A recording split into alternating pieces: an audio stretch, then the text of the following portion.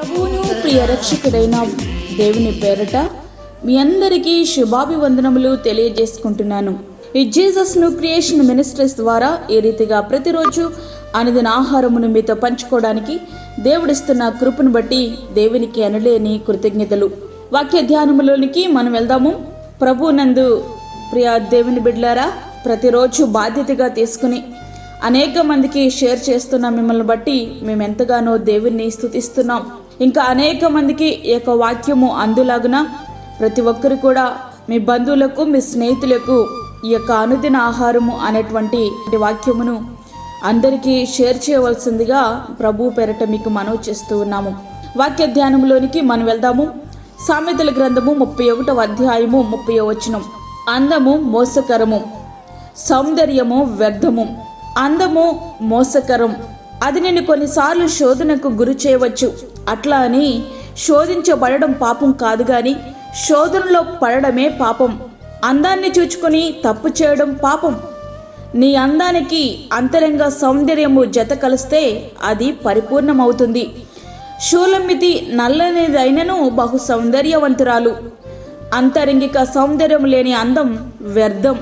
వివేకము లేని సుందర స్త్రీ పందెముక్కున్న బంగారు కమ్మి వంటిది. సామెతల గ్రంథము 11వ అధ్యాయము 22వ వచనం. శరీర సంబంధమైన భౌతిక అలంకరణ ఖచ్చితంగా వేరొకరిని పాపమునకు ప్రేరేపించే అవకాశం ఉంది. అంటే నేరుగా నీవు పాపము చేయకపోయినప్పటికీ పాపము చేయడానికి అవకాశం కల్పిస్తున్నావనే విషయం మాత్రం నీవు ఎప్పుడూ మర్చిపోవద్దు.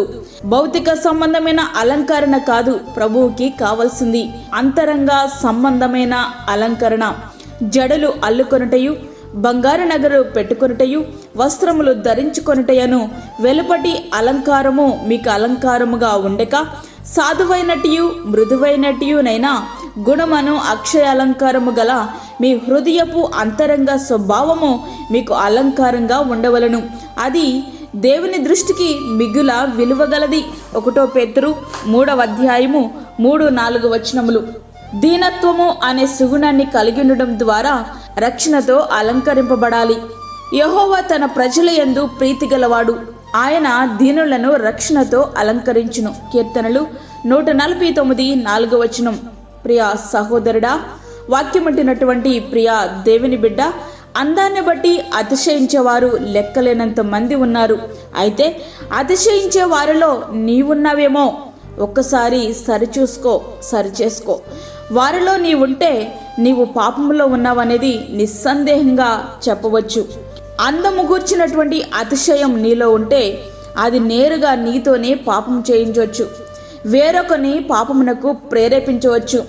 నీ తోటి వారిని నీ మనసులోనే చులకన చేయొచ్చు, అనగా హేళన చేయొచ్చు. గర్వం నీ హృదయంలో తిష్టవేయొచ్చు. ఆ గర్వమే నిన్ను పతనానికి నడిపించవచ్చు. రాణి అయిన వస్తి తన సౌందర్యాన్ని బట్టి అతిశయించింది, చివరికి అధోగతి పాలయ్యింది. అయితే షారాను 40 సంవత్సరముల వయసులో కూడా వేరే రాజు కోరుకున్నాడు. అంటే ఆ వయసులో కూడా ఆమె ఎంత అందమైనదో కదా. అయితే తన అందాన్ని బట్టి అందాల మెక్కాలని భావించినటువంటి స్త్రీ కాదు ఆమె. కేవలం శరీర సౌందర్యవంతురాలు మాత్రమే కాదు, ఆమె సౌందర్యము అంతరంగికమైనది, అది ఆత్మీయమైనది. శారీరక అందానికి ఆత్మీయ సౌందర్యాన్ని జత చేసి దాన్ని పరిపూర్ణము చేయగలిగితే నీ జీవితము సార్థకమైనట్లే.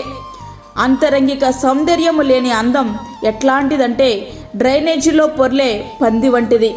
ఇది ఊహించుకోవడమే అసహ్యంగా అనిపిస్తుంది కదూ. అవును, శారీరక అందం లేకపోయినా పర్వాలేదు. అట్లా అని నల్లగా ఉంటే, పొట్టిగా ఉంటే, లావుగా ఉంటే, సన్నగా ఉంటే నేనేదో అందం లేనిదానని నీవు కృంగిపోవలసిన అవసరమే లేదు. ఈ సృష్టిలో నిన్ను పోలిన వారు ఎవరునూ లేరు. నీకు నీవే ప్రత్యేకం, నీ అందం ప్రత్యేకం. అందును బట్టి నీవు ప్రభువుని స్తుతించు. శారీరక అందం ఉన్నా అది కొంతకాలమే కదా. అవును, ఆత్మ సౌందర్యం ఒక్కటి చాలు, అది శాశ్వత కాలం నిన్ను ప్రభువుతో జీవింపచేస్తుంది. ఇది చాలా ఆశ్చర్యంగా ఉంది కదూ. అవును, చివరిగా మరొకసారి చెప్తున్నాను, శారీరక అందమును బట్టి కొనియాడబడిన స్త్రీ పరిశుద్ధ గ్రంథంలో ఎవ్వరూ లేరు. ఈ లోకంలో కూడా అంతే. కనుక శరీర ఆనందము కాదు, భౌతిక సంబంధమైన అందము కాదు, నీకు కావాల్సింది ఆత్మ సంబంధమైన సౌందర్యం. నీ సౌందర్యంతో పాటు ఆత్మ సంబంధమైన సౌందర్యము కూడా నీవు కలిగి ఉన్నప్పుడు నీవు పరిపూర్ణమైన దానువు, నీవు పరిపూర్ణమైన వాడువు. కాబట్టి అట్టి రీతిగా మన జీవితాలు ఆత్మ సౌందర్యముతో ఉండేటట్టుగా మలుచుకుందామా? అట్టి కృపా ధన్యత ప్రభు మనకి అనుగ్రహించునుగాక. ఆమేన్. వాక్యం విన్న ప్రియ దేవుని బిడ్డలారా, ప్రార్థనలో ఏకీభవించండి. పరిశుద్ధమైన తండ్రి, ప్రేమగల యేసు ప్రభువా, శ్రేష్టమైన మరి ఒక దినము మా జీవితంలో మీరు అనుగ్రహించారు, నీకు వందనాలు. ఈ దినమంతటి కొరకు మీరు మమ్మల్ని సిద్ధపరచండి ప్రభువా. ప్రతి విధమైన శోధన, కీడు, తెగులు, ప్రమాదం నుంచి మమ్మల్ని తప్పించండి. ఈ దిన దీవెనలు సమృద్ధిగా మాకు దయచేయండి ప్రభువా. అదే రీతిగా బలహీనులను, చంటి బిడ్డలను, వృద్ధులను, గర్భిణీ స్త్రీలను మీరు జ్ఞాపకం చేసుకునండి తండ్రి. వారికి కావలసిన తగు భద్రత, క్షేమం సమృద్ధిగా దయచేయండి యేసయ్యా. అనేక రోగముల చేత పీడింపబడుచున్న నీ బిడ్డల మీద నీ యొక్క అమూల్యమైన రక్తమును వారి మీద ప్రోక్షించండి ప్రభువా. వారికి కావలసినటువంటి శక్తి, బలమును నీ చిత్తములో వారికి అనుగ్రహించండి ప్రభువా. అదేవిధంగా ప్రార్థనలో ఏకీభవిస్తున్న నీ బిడ్డలందరినీ బలపరచండి. అంతరంగిక సౌందర్యము కలిగి మీకు ఇష్టమైన వారుగా ప్రతి ఒక్కరు కూడా ఉండినట్లుగా సహాయం చేయండి. అదేవిధంగా దూరదేశంలో ఉండి ఈ యొక్క వాక్యమును విని ప్రార్థనలో ఏకీభవిస్తున్న ప్రతి ఒక్క బిడ్డని హస్తాలకు అప్పచెప్పుకుంటున్నాను ప్రభా. వారందరినీ కూడా మీరు దీవించండి, ఆశీర్వదించండి. వారి కష్టాలలో, వారి బాధల్లో, వారి ఇబ్బందుల్లో మీరే తోడుగా ఉండి నడిపించి నీ కాపుదల వారికి దయచేసి నీ భద్రతను అనుగ్రహించి, మాకు కాదు యెహోవా, మాకు కాదు, సమస్త మహిమ ప్రభావములు మీకు ఆరోపించుకుంటూ యేసు పరిశుద్ధ నామమున అడిగి వేడుకుంటున్నాము తండ్రి.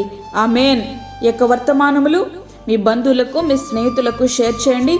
దేవుని పనిలో మీరు కూడా పాలిభాగస్తులు కండి.